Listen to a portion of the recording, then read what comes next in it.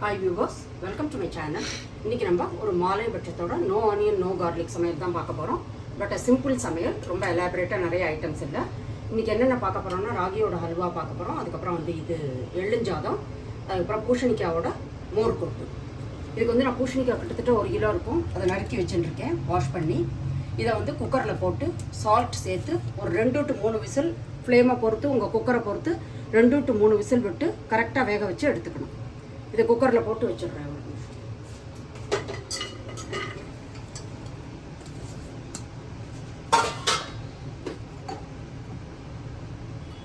இதெல்லாம் water content ஜாஸ்தி இருக்கிறது. அதனால இதில் ரொம்ப தண்ணி விடக்கூடாது. அதனால கொஞ்சமாக ஒரு 1/4 டம்ளர் தண்ணி விட்டு உப்பு போட்டு, உப்பு இப்போ கொஞ்சமாக தான் போட்டுருக்கேன். அப்புறம் நம்ம ஃபைனலாக வேக வைக்கிறப்ப திருப்பி கொஞ்சம் போட்டுக்கலாம். 2 அல்லது 3 விசில் விட்டு எடுத்து வைக்கணும்.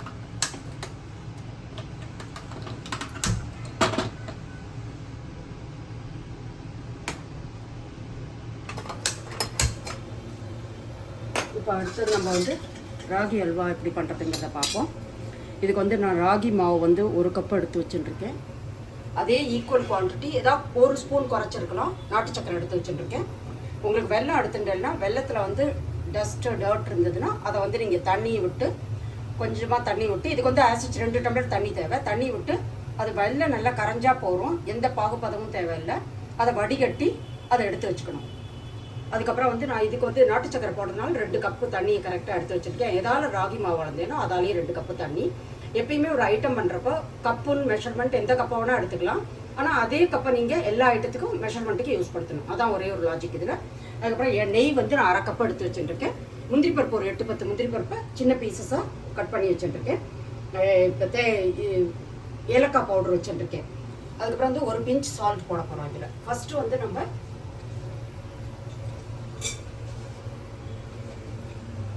கடாய், அடுப்பில் இருக்கிற கடாயில் கொஞ்சமாக நெய் விட்டுண்டு ஸ்டேஜ் பை ஸ்டேஜாக நெய் விடணும்.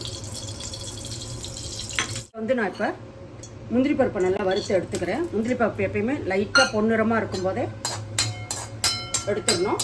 ஜாஸ்தி இது பண்ணக்கூடாது, ரெட் ஆக்கிடக்கூடாது.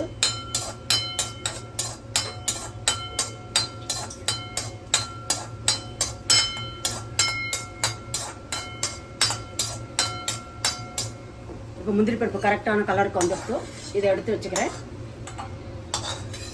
இப்போ இந்த இதுலேயே நம்ம ராகி மாவு வறுத்து வச்சுக்க போகிறோம்.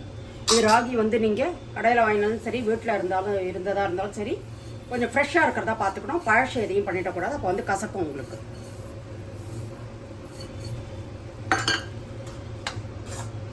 இப்போ இந்த ராகி மாவை உங்களுக்கு வேணும்னா, இதில் நான் இன்றைக்கி வெறும் ராகி மாவில் பண்ணிருக்கேன். உங்களுக்கு வேணும்னா இங்கே 1/4 கப்பு 3/4 கப்பு ராகி மாவு, 1/4 கப்பு கோதுமை மாவு எடுத்துக்கலாம். ஈவன் கடலை மாவும் எடுத்துக்கலாம், ரவை வேணுனாலும் எடுத்துக்கலாம். ஆனால் கொஞ்சம் பொடி ரவையாக எடுத்துக்கிறது நல்லது. நான் இன்றைக்கி வெறும் ராகி மாவு மட்டும் வச்சு பண்ணியிருக்கேன்.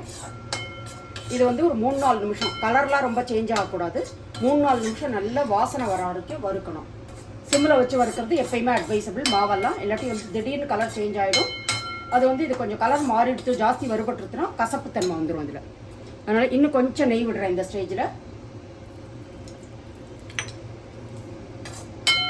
இதில் யார் நெய்யே சாப்பிடக்கூடாது அந்த மாதிரி ப்ராப்ளம் இருக்கிறவா தேங்காய் எண்ணெய் யூஸ் படுத்தி கூட பண்ணலாம். அது நீங்கள் தேங்காய் போட்ட மாதிரி ஒரு வாசனையோடு இருக்கும். தேங்காய் எண்ணெய் யூஸ் பண்ணலாம். இப்போ நல்லா வறுபட்டுருக்கு. 3-4 நிமிஷம் ஆகிடுச்சு. நல்லா வாசனை வருது. அப்புறம் இன்னொரு நீங்கள் எப்படி இதை செக் பண்ணலான்னா, நார்மலாக மாவு இருக்கும்போது உங்களுக்கு தெரியும். அந்த மாவு இல்லாமல் இப்போ கொஞ்சம் ரொம்ப நைஸ் மாவாக இருக்கும். இப்போ கொஞ்சம் மணல் மாரி ஒரு கன்சிஸ்டன்சி வந்துருக்கும். சாண்டி கன்சிஸ்டன்சிக்கு இப்போ வந்துருக்குது. அதனால் அதுதான் கரெக்ட் ஸ்டேஜ் உங்களுக்கு. இப்போ இதை நான் எடுத்து வச்சுக்கிறேன் ஒரு பவுலில். இப்போ இந்த நாட்டு சர்க்கரையில் தண்ணியை கலந்துக்கிறேன். இதுவே வெள்ளமாக இருந்தால் நீங்கள் கரைச்சிட்டு இதில் ஆட் பண்ணுவேன். நாட்டு சர்க்கரையாக இருக்கிறதுனால இதில் எதுவும் மண் நல்லா இல்லை. நாட்டு சர்க்கரையிலேயே உங்களுக்கு மண் இருந்ததுன்னா அதேமாரி தான் நீங்கள் தண்ணியை கரைச்சி அதை வடிகட்டிண்டு அதுக்கப்புறமா இதில் ஆட் பண்ணணும். இப்போ நான் இதை இந்த மாவில் ஆட் பண்ணிக்கிறேன். மிச்சம் இருக்கிற தண்ணி மொத்தம் 1 கப்பு ராகிக்கு 2 கப்பு தண்ணி.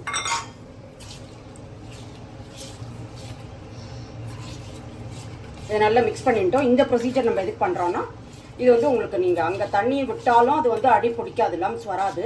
இருந்தாலும் to be on the safer side பிகினர்ஸ்க்கு யாருக்கு டிஃபிகல்ட்டாக இருக்குமோ அவள் வந்து இந்த மாதிரி இந்த தண்ணி இதில் இப்படி கரைச்சுட்டா அவளுக்கு வந்து லம்ஸ் வராது இதில்.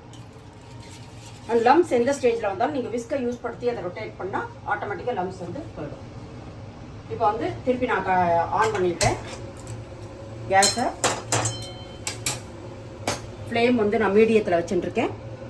இப்போ வந்து இந்த கரைச்ச ராகி மாவை இதில் விட்டுட்டேன்.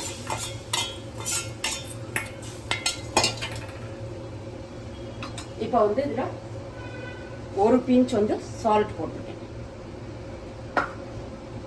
இப்போ வந்து நம்ம இதை கலரிட்டே இருக்கணும்.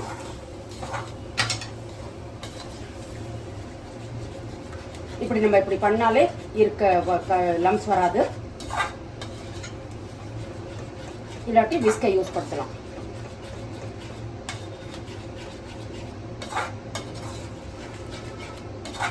ராகி வந்து கொஞ்சம் வேகத்துக்கு டைம் ஆகும். நம்ம வறுத்துருக்கோம் நெய்யில், அதில் ஒரு பாதி வெந்திருக்கும். இப்போ வந்து இப்போ போடுறதுல வந்து இதில் வந்து நல்லா வேகும். இப்போ கடாயில் இது வந்து நல்லா கொஞ்சம் கெட்டியாகும். கொஞ்சம் கொஞ்சமாக கூழ் கன்சிஸ்டன்சிக்கு வரும், அப்புறம் அல்வா கன்சிஸ்டன்சிக்கு வரும் கொஞ்சம் கொஞ்சமாக. ஃபஸ்ட்டு நம்ம வந்து நெய் சேர்க்கக்கூடாது. இப்போ வந்து கொஞ்சம் கூழாட்டம் இப்போ கொஞ்சம் கெட்டியாகிடுது இல்லையா, இந்த ஸ்டேஜில் வந்து நம்ம கொஞ்சம் கொஞ்சமாக நெய் ஆட் பண்ணலாம்.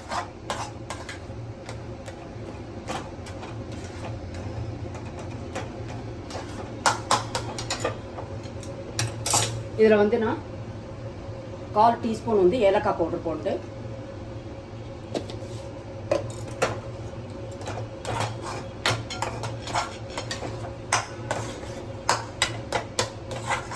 இந்த மாதிரி எள்ளுஞ்சாம் புளியஞ்சாம் இதுக்கெலாம் வந்து ஏதாவது ஒரு ஸ்வீட் இருந்தால் கூட நல்லாயிருக்கும்.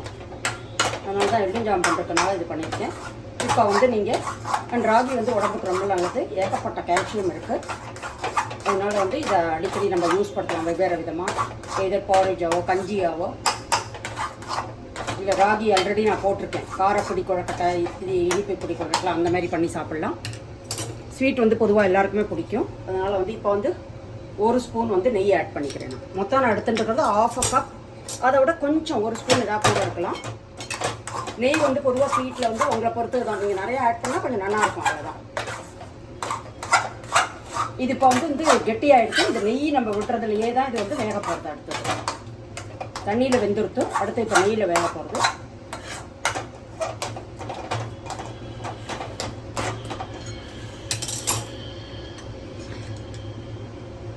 திருப்பி 1 ஸ்பூன் நெய் ஆட் பண்ணிருக்கேன்.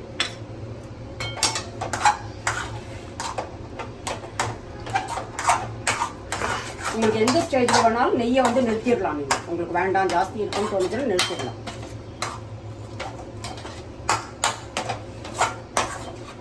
இன்னும் ஒரு 2 நிமிஷம் ஆன் விட்டு எடுத்தோன்னா இதை வந்து நீங்கள் வெறும் ஒரு பிளேட்டில் போட்டு அதை இப்போ இதுவாக்கி ஸ்மூதனாக்கி அதுக்கப்புறம் வந்து நீங்கள் கட் பண்ணால் கேக் டின் மாதிரி இதில் போட்டு கட் பண்ணால் கேக்கை கட் பண்ணலாம்.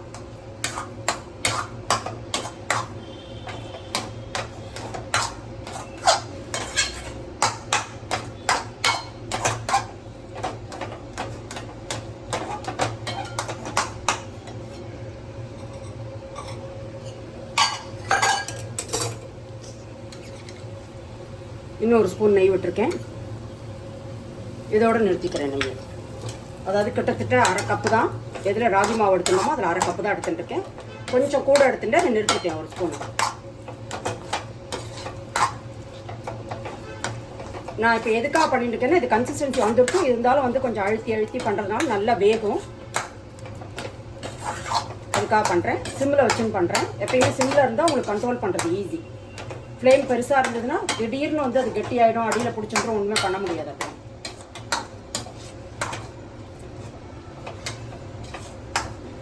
இது வந்து 1க்கு 1ன்னு நான் வந்து நல்ல டேஸ்ட் வந்து சர்க்கரை வந்து நல்ல ரீசனபிளாக இருக்கும். நல்லா யாருக்கு வந்து ஜாஸ்தி வேணுமோ 1க்கு 1.25 1/2 வரைக்கும் போட்டுக்கலாம்.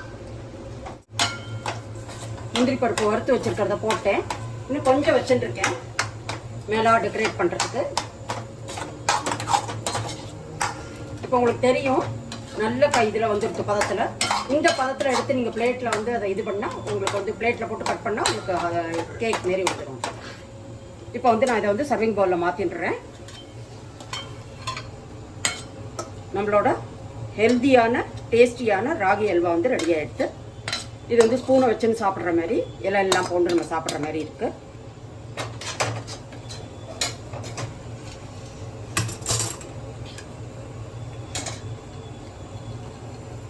இப்போ வந்து மேலாக முந்திரி பருப்பு போட்டுடுறேன். எல்லா வித ட்ரை ஃப்ரூட்ஸும் நீங்கள் ஆட் பண்ணலாம். அண்ட் குவான்டிட்டி வந்து உங்களுக்கு எவ்வளோ வேணுமோ உங்களோட லைக்கிங் தான் இது. இப்போ நம்மளோட ராகி அல்வா ரெடி ஆகிடுத்து. நம்ம அடுத்த ஐட்டத்தை பார்க்கலாம்.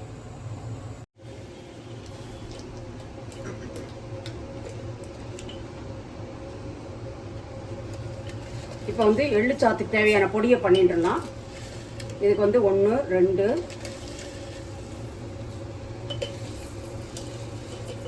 3 ஸ்பூன் வந்து நான் வெள்ளை எள்ளு போட்டிருக்கேன்.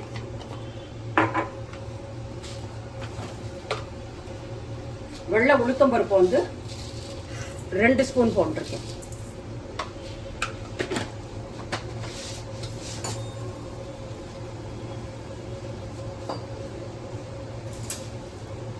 இப்போ வந்து மிளகாவத்தல் ஒரு 4-5 உங்களுக்கு எவ்வளோ உரப்பு தேவையோ அதுக்கேற்ற மாதிரி. இதை வந்து சிம்மில் வச்சுக்கணும். நல்லா வறுக்கணும். கலர் சேஞ்ச் ஆகும். எள்ளு வந்து படபடான்னு வெடிக்கும். கலர் சேஞ்ச் ஆனோன்னா வாசனை வந்தோன்னு நிறுத்திடணும். கொஞ்சம் ஜாஸ்தி கலர் ஆகிடுச்சுன்னா அதுக்கப்புறம் வந்து எள்ளு வந்து கசக்கும். அண்ட் இன்னொரு பாயிண்ட்டு, மிக்சியில் எப்பயுமே அரைக்கும் போது எள்ளை வந்து விப்பர் மோட் அல்லது வந்து பல்ஸ் மோடில் வச்சு ஓட்டணும். அப்போ தான் வந்து அது பவுடர் ஆகும். வேறாஸ் நீங்கள் ரொம்ப கண்டினியூஸாக ஓட்டிட்டு அது வந்து எண்ணெய் வந்துடும் எள்ளுலேருந்து. இது வந்து ஒரு 2-3 நிமிஷம் ஆகும் வறுபடுறதுக்கு. சிம்மில் வச்சு கொஞ்சம் மெல்லமாக பொறுமையாக வதக்கணும்.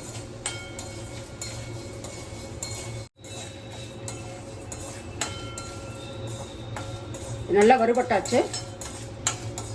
கலர் மாறி எடுத்து எள்ளு நல்லா வெடிக்க ஆரம்பிச்சுட்டு நல்லா நிறுத்திட்டேன். இப்போ வந்து இது ஒரு பிளேட்டில் எடுத்து வச்சுக்கிறேன். இது நல்லா ஆறினோன்னா விப்பர் மோடில் போட்டு நம்ம எடுத்துன்னு வரணும்.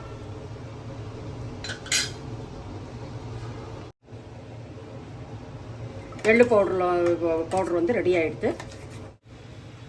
பூசணிக்காய் மோர்க்கூட்டு கரைச்சி வர போகிறேன். 4 டேபிள் ஸ்பூன் தேங்காய் போட்டிருக்கேன். ஒரு சின்ன ஸ்பூன் வந்து 1 ஸ்பூன் வந்து ஜீரகம், 5-6 பச்சை மிளகா, இஞ்சி 1 இன்ச்சு கட் பண்ணி போட்டுருக்கேன். இது எல்லாத்தையும் தண்ணி விட்டு நல்ல நைஸ் பேஸ்ட்டாக அரைச்சின்னு வர போகிறேன். இப்போ வந்து சாதம் வந்து வடித்து 1.5 கப்பு இதை வடித்து வச்சுட்டுருக்கேன்.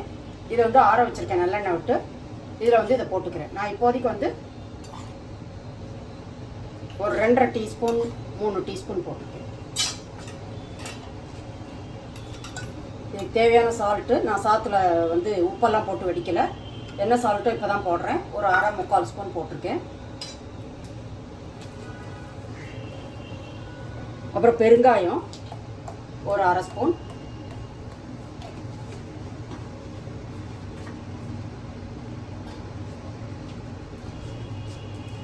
கருவேப்பிலை,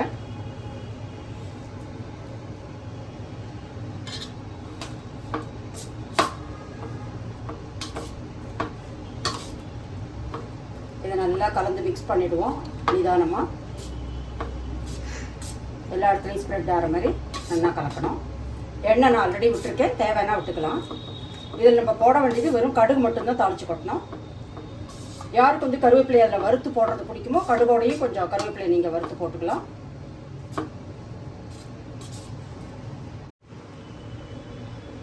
மிச்சம் கிட்டத்தட்ட 1 ஸ்பூன் இருக்குது.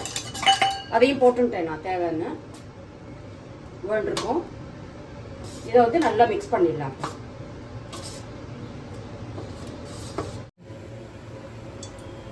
இப்போ கடாய் வச்சு 1 ஸ்பூன் எண்ணெய் விட்டுருக்கேன்.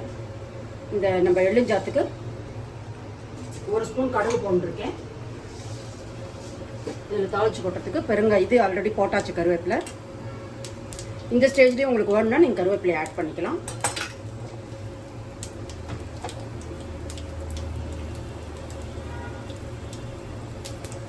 கடுகு நல்லா வெடிச்செடுத்து படபடன்னு. இப்போ வந்து இதை சாத்தில் கலந்துடணும்.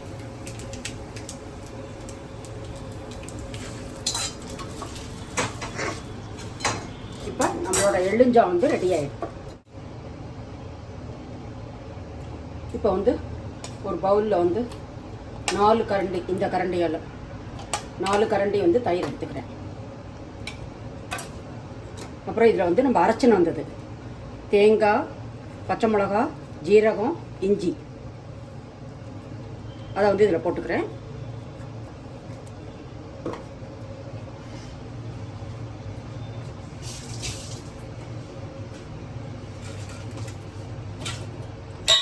இதில் வந்து கடலை மாவு 1 டேபிள் ஸ்பூன் போட்டிருக்கேன்.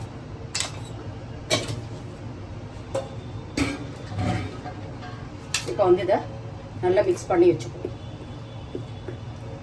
தயிர் வந்து கொஞ்சம் புளிப்பு பிடிக்கும் கூட்டில் அப்படின்னா நீங்கள் கொஞ்சம் புளிப்பு தயிர் எடுத்துக்கலாம், இல்லாட்டி ஃப்ரெஷ் தயிர் எடுத்துக்கலாம். நான் ஃப்ரெஷ்ஷான தயிர் தான் எடுத்துகிட்டு இருக்கேன்.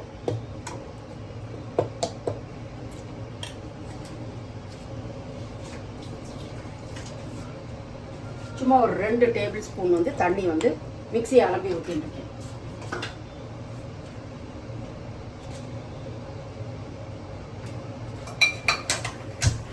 அடுப்பில் கடாய் வச்சாச்சு.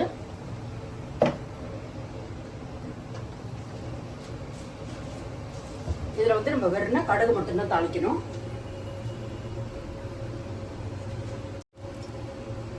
இப்போ வந்து இதில் கடுகு வந்து 1 ஸ்பூன் போட்டிருக்கேன்.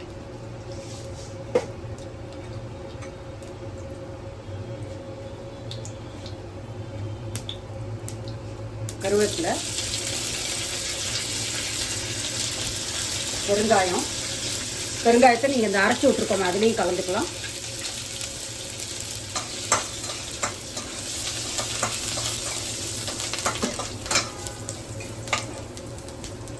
இப்போ பூசணிக்காய் வேக விட்டதை இதில் ஆட் பண்ணிக்கலாம்.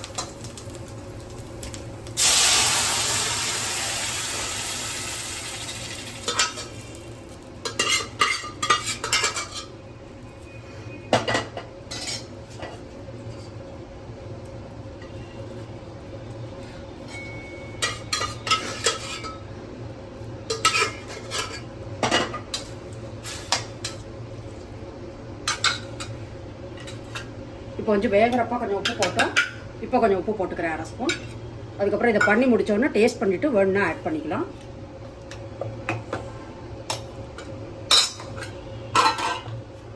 இப்போ வந்து நம்ம அரைச்சி வச்சுருக்கிறது நல்லா மிக்ஸ் பண்ணிவிட்டு இதில் விட வேண்டியது. அவ்வளோதான். இது ஒரு 2 நிமிஷம் வெறும் இந்த கடலை மாவு மட்டும்தான் உங்களுக்கு பச்சை வாசனை போகணும்.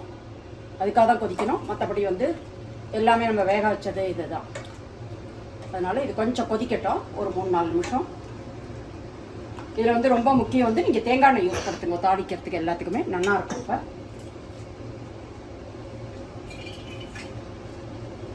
கொஞ்சம் கொதிச்சு முடிக்கட்டும் 5-6 நிமிஷம். அதுக்கப்புறம் நம்ம பார்க்கலாம்.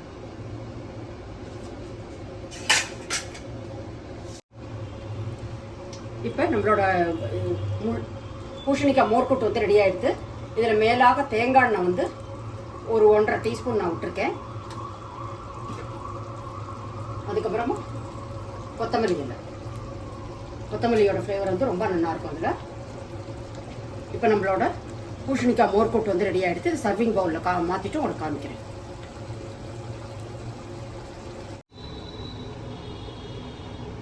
ஒரு சிம்பிளான டேஸ்டியான ஹெல்த்தியான சமையல் ரெடி ஆகிடுது. ஏன்னா எள்ளுஞ்சாதத்துலேயும் நிறைய கால்சியம் இருக்குது, ரொம்ப நல்லது. ராகிலையும் நிறைய கால்சியம் இருக்குது. முள்ளங்கி இப்போ பூசணிக்காய் மோர்க்கூட்டும் ரொம்பவே நல்லது உடம்புக்கு. அதனால் இந்த 3 ஐட்டமும் வந்து இன்றைக்கி பண்ணியிருக்கேன்.